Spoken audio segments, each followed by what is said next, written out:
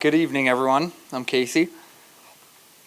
I did see this on Twitter earlier this year, and it's a good reminder of a few things. First of all, Jake is pretty salty about having to trade in his sweatpants for slacks, but more importantly, this idea that offices are still vacant is largely untrue. Jake is also a reporter for the Billings Gazette, so this is a little anecdata from across the state. While some cities may still be grappling with this question of whether or not to return to the office, or if they want to be hybrid or some other working configuration, that issue seems to have missed Bozeman, where office spaces are filling quickly.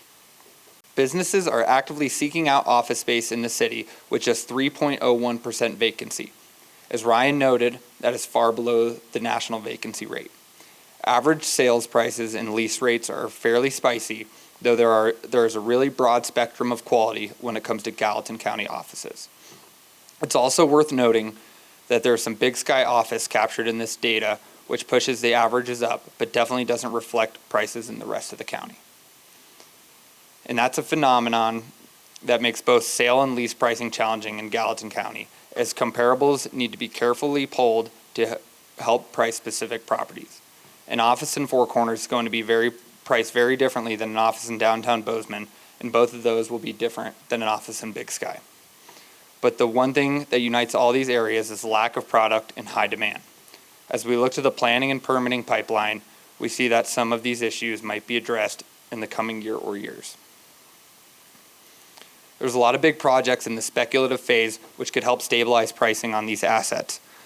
Notably, there's a very significant amount of medical office in this pipeline.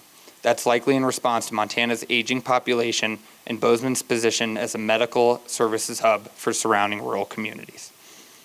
One thing we do strongly recommend in spec office builds is attention to details and amenities. Especially as the working population has largely originated somewhere else, companies are trying to attract talent with better parking, nicer finishes, more space between workstations, and a space for gym or on-site childcare. We really can't overstate how selective consumers are, especially companies moving into the market. All right.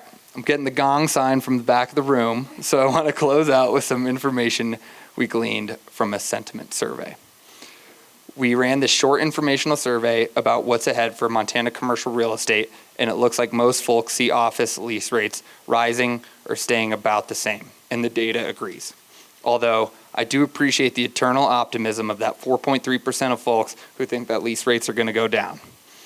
Thank you for your time.